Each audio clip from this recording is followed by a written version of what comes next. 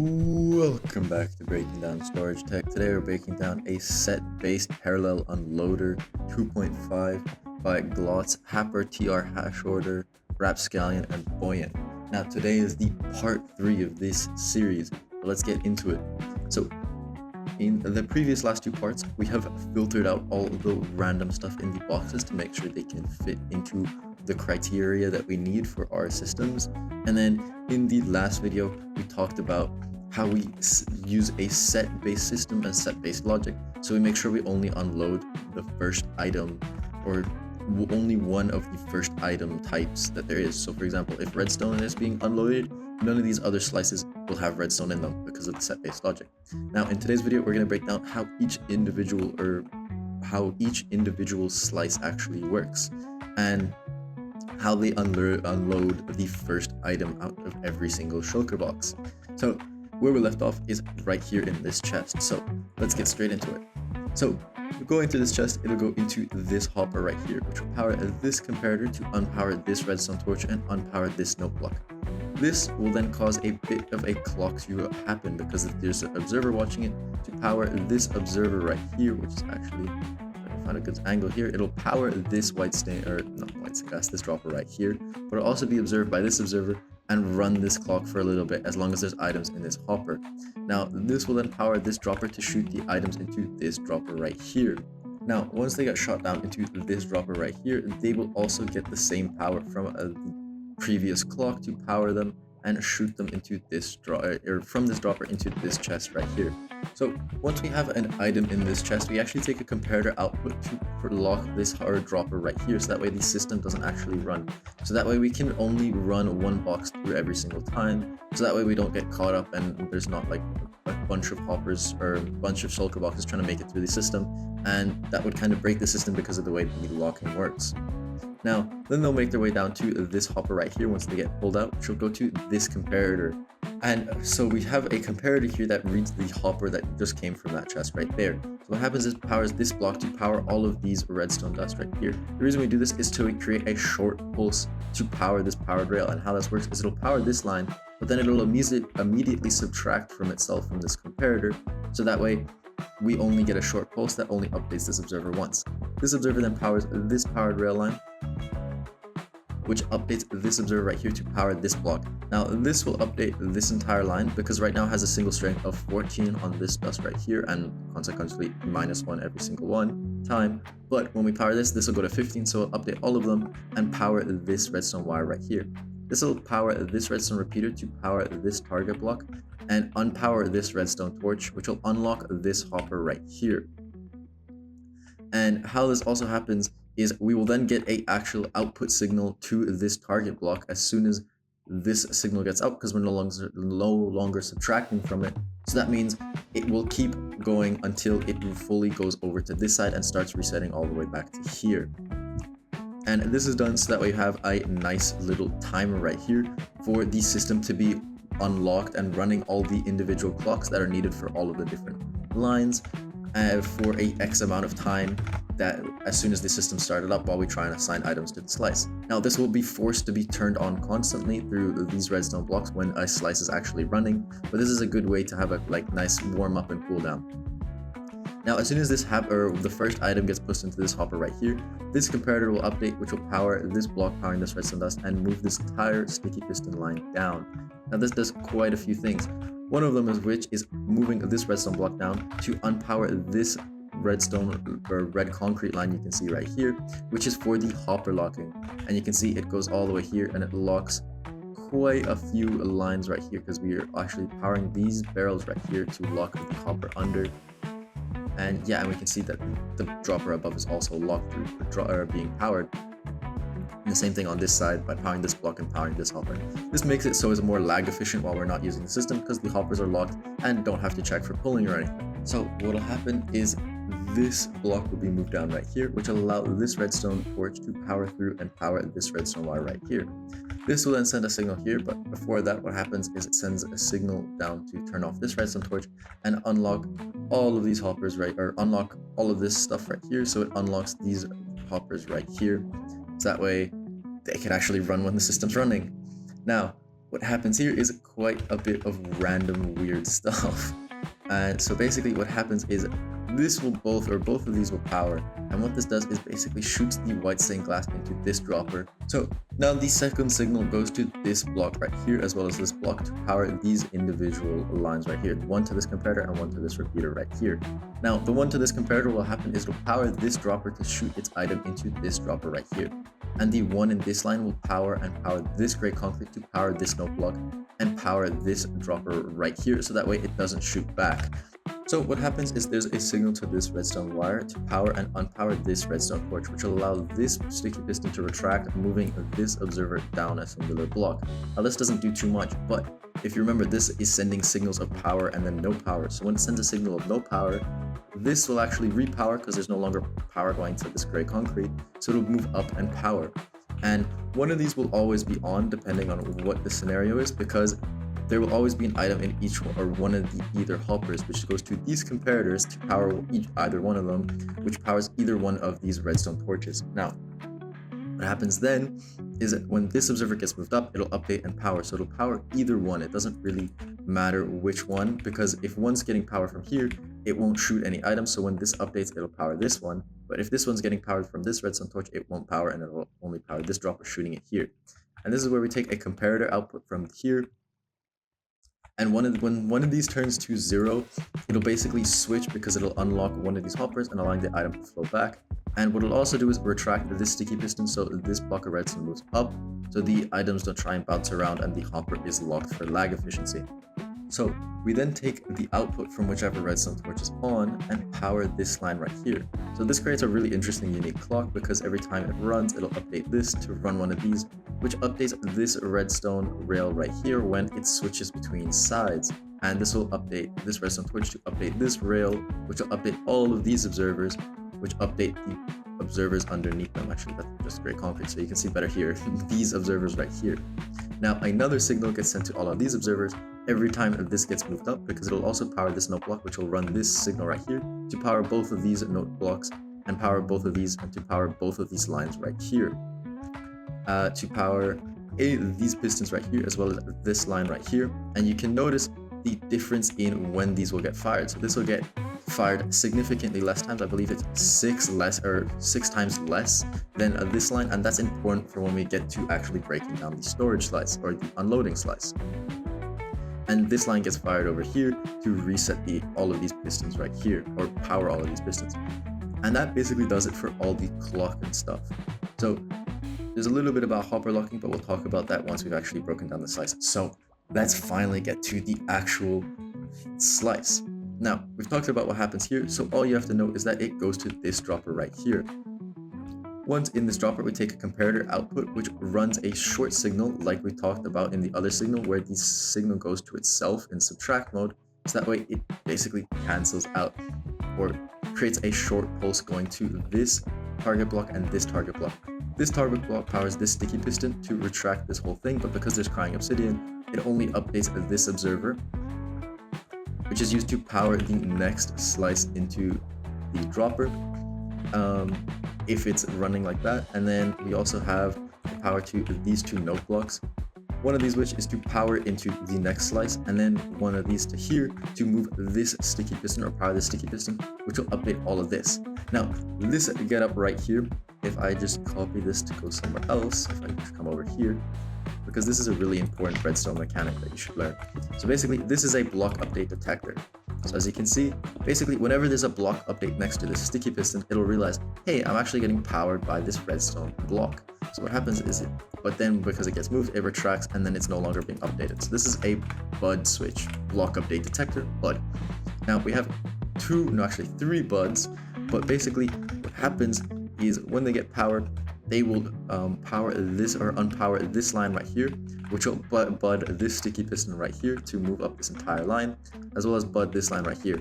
And basically what this does is update all of these rails, because there's an observer attached to it, which will power this gray concrete, and one here to power this gray concrete, which will update these lines right here. Now, the reason we do it like this is so that way if there's an item in this, or in the first slice, like we have a slot to fill in the first couple of slices, I think it's 8, we don't bother firing the other 8 slices because that's just redundant and a waste of time. So we actually only fire the first couple if we only need to. And so yeah, let's get into that. So how this actually works is the item will get fired, and because it updates all of these observers, it powers all of these droppers and creates an instant dropper line. And what happens is each one of these droppers, if the slice is, so what's happening is when the slice is actually unlocked, it's getting quasi-connectivity powered by this redstone block right here to power this dropper. So when all of these redstone fire, this one doesn't actually fire, which allows the item to, or the shulker box to actually get stuck in this dropper right here. Once it gets stuck in this dropper, it'll actually power this comparator to power this gray concrete, which first of all powers this piston to move this entire slice like weird thing back, which first of all unlocks this dropper right here, allowing it to be powered. So now it'll go right past it because it'll actually get powered and shot into the next slice, as well as moving this block of redstone right here. So that way this repeater is no longer powered to unlock this hopper right here. Now we also send a couple more signals, one of them which is to this observer right here through this repeater, which will power this block and move this line down, which does quite a few things. One of them being this block of redstone is now here, so it powers this line to keep this clock running, so that way we don't pause the system while something's being unloaded, because that would be quite unfortunate. And what we also do is send an observer signal all the way down to pulse this dispenser right here. And that's because we want to place the shulker box to start unloading it. This is where this will actually come into play, because this gets moved over one. So what actually happens? Well, because we also moved this redstone block will no longer be quasi-connectivity powering this sticky piston, so it will retract, moving back this composter, which will allow the dispenser to fire and place the shulker box right here. Now actually power this observer right here, which I'm not too sure why we do that. Maybe it's to keep the sticky piston powering just a little bit longer for cleaner timings. I'm not exactly too sure. But then we get to this slice right here. So basically, when we move this down, what actually happens is that we change the composter reading from this comparator right here, reading from this composter, from a composter at level 1 to a level 0, which will turn off its signal, which will turn off this redstone repeater right here, allowing this hopper right here to unlock and pull out the first item of our shulker box. Now, just like in an SSI filter, we have a comparator reading out to these two lines right here. And because it'll add one item to this line right here, what'll happen is it'll power this dust right here. By powering this dust, it actually powers this target block, unpowering this redstone torch. But because it's powering this dust, this iron door stays still, or it stays the same. And what we do is we also pulse this block to power this note block to shoot the item up into this hopper and lock this hopper because we're powering this. This will turn off this comparator signal right here to turn off this repeater to unlock this hopper right here, so we can start getting some items flowing down. Now this hopper is naturally unlocked, but it will pause for a second while this line runs right here, but because of this observer running. But don't worry about that too much for now. That's more for the last item of the type, so we can unassign it from the set. Okay, now what also happens is when we move this down, this observer and this observer make a clock. So this will keep running back and forth, back and forth, back and forth. This is used to run this line to power this redstone repeater right here. This will then power this observer to flick this trapdoor. This will then be done to flick this trapdoor back and forth a bunch of times based on that observer clock with this delay. So that way it powers this soul sand a bunch, so it locks this hopper on the occasion. And this is the fundamental principle behind most first item unloader arrays, because it powers it with very specific timings, and we'll talk about why that is in a second. Now, we're also getting a signal from here when this line runs to, because it powers the dropper, to run this line right here to move this piston down, and move, because it's a short pulse, it'll only push the observer down to here, like as the 1 tick pulse. Now, then we start talking about all these signals that are actually coming through. So we have this line that'll actually be unlocked while the system is running, and then we'll have this line right here. And I think actually, I just thought of this, a better way to visualize this is to actually have the clocks running. So I'm gonna put a redstone block right here, so we can have all the clocks running as we're supposed to. Now, as you can see right here, we have a bunch of clocks. One of these clocks is right here to this dropper to shoot the items into this barrel right here. Another one is to these hoppers right here to intermittently lock them. Similar way what we're doing with this hopper up here. Now, the other thing is while we're running items through this barrel right here, we're going to start powering this line right here through this comparator, taking a readout from that, which will power this note block to move this composter down to update this line right here, but that's not too important for now. But the main thing is we undo power to this comparator to unlock this last hopper, which allows the items to flow down into this dropper right here, where they're getting powered by this observer line to shoot them down onto this trapdoor right here. Now, and as you'll see, we actually have a comparator readout from this right here, and this is super important. This is how we determine the different stack sizes between a 64 stackable and, if I can find one, like a 16 stackable, like an ender pearl. So basically, because the filter is set up like this, if a single stackable is put in here, it'll only output a signal strength of 1, and we don't have to worry too much, which allow this piston to, or the block to be right here. So because the block is placed right here, we actually take an output from the slower signal. This will allow us to have higher batch sizes, because when a signal goes through here to update these rails, it'll power these observers to power this block to unpower, or actually power, sorry, these rails right here to open and allow the items to flow down right here and to go down. Now don't worry about this too much, but basically, because we're running on the slower clock that runs right here off of the 6 items right here, basically we allow the items to stack up to 60. Now, however, if there's a 16 stackable, these comparators will actually power 1 over to this redstone wire right here to extend this piston to move the gray concrete here. Now, we keep checking that it's still 16 stackables by pushing this every single time, so that way when we're finished sorting 16 stackables, it resets as we want. So that way we don't have like start unloading 16 stackable or 64 stackables as a 16 stackable. But while this is here, we actually take a much more frequent pulse from this observer line right here. As you can see, it's much more frequent, which does the same flicking of the trapdoors to allow the items to fall, but because it's much faster, we stack them to 10. Now these will all fall and gather here, but then this is where this piston comes into play. So every single time it'll power and push it along, and this is just to batch the items more efficiently, so that way they make sure they all are gathered together as a single entity. And when I mean batching, I mean stuff like this, so it's more easier on your hoppers. As you can see, if I turn on entities right here, as you can see, when we have a bunch of singular items right here, they all take many entities, which is quite laggy, and it is worse for your hoppers because they might just miss one because of the hopper pull. But if I just chuck a bunch down like this, which will happen in that piston right there, they'll all group up as a singular entity, which can be picked up at once by a hopper. Now, what happens in this system when we finish the first item? Well, because this is being locked every so once in a while, running off of this clock right here, there will be a short moment in time when it finishes the box. So we finish the first item, and because of these specific times, it'll cause this hopper to get a airspace, or this slot right here to become empty because it has not pulled the next item, but it's pulled the last redstone or whatever item you're sorting. This will cause all of this to turn off.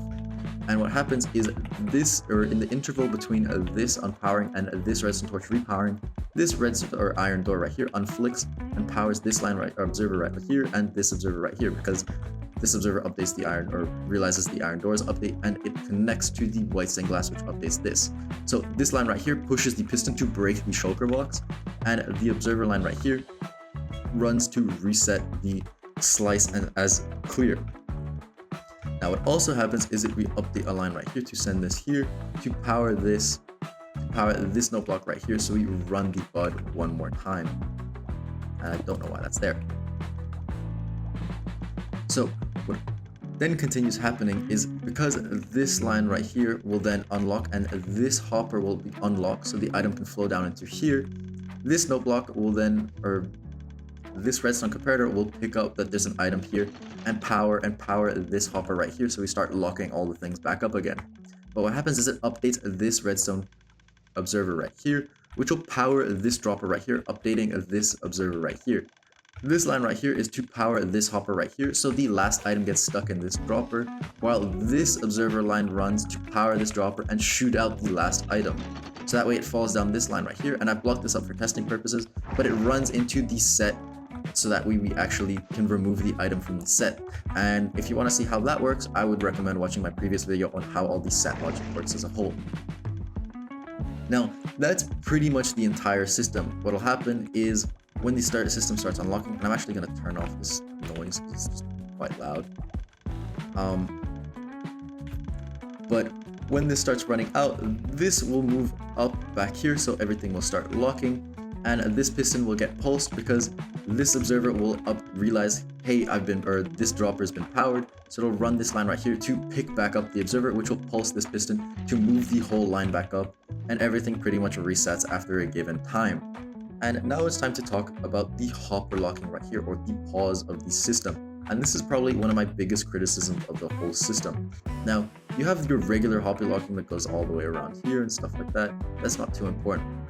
The main thing I take issue with is the way it hopper locks. And the way it hopper locks is by resetting the entire system and spitting out all the boxes, spitting out all the items from the last item, and sending it down and unassigning all the boxes and sending all of the boxes. If you can see it right here, they send it all the way back here to the beginning of the system. Now, what happens when the box is broken normally is it goes to the beginning of the system anyway to be recycled. But we break all of the boxes instead of just keeping them in the slice, which I understand it's quite technically challenging, but and it's quite an old system. But nowadays we have items that keep the shulker boxes in place, so that way we don't have to deal with this, because then we have to go through the pain of resorting all of the boxes, checking if they're okay, and running the whole system. And I don't know, I just think it's very inefficient. But anyways, how it does this? Well, when we pause it, we run a signal to this redstone torch to turn on, because we're no longer powering this redstone torch, which will keep this pulse extender on. This is then used to update this observer right here to power this, to send one last signal to the pause thing, so that way we actually keep the system running. Then we also send a signal all the way here through this line and a bit of redstone redstone spaghetti, which powers this hopper right here.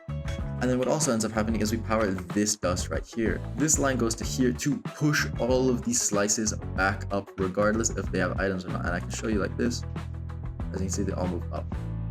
And this is to reset all these slices. And as you know, if you know anything, because all of these will move up, this will then unlock this bottom hopper, which will allow the last item to get pulled out. And then that'll run the whole unlocking system because there's no more items or the relocking and emptying or the shooting out of the shulker box system and shooting out these last item, because this will no longer be able to pull out any items, and this item will get pulled out before it relocks, as we've talked about before. And that's the only thing I have a problem with this system. It's just the fact that it has to relock the entire thing.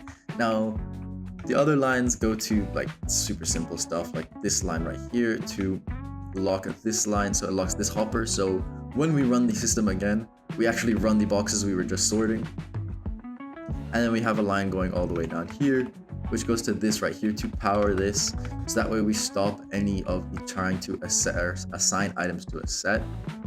And yeah, pretty self-explanatory. A lot of the hopper locking is actually internal by the system, and it does it itself, whether it's running or not, which is really, really handy because we can just pause stuff.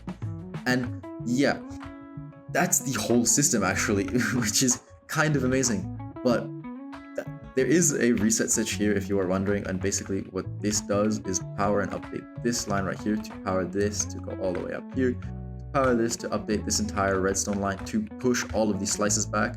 This is to reset when the system isn't running, as the sign says. So that way, if a slice got stuck when you unloaded it or something, it's fine. But overall, my two biggest criticisms of this system are A, the way it locks, because it has to reset all of the items or reset all of the shulker boxes and put them to the beginning again. But the other thing is its size. I mean, because it's not very space efficient. If you can see, there's huge air gaps, and I understand it's probably one of the first of its system and it's quite old at this point, and we've found new stuff, but that's the only other thing. But it's not even too big relative to storage tech. So yeah, thank you for watching.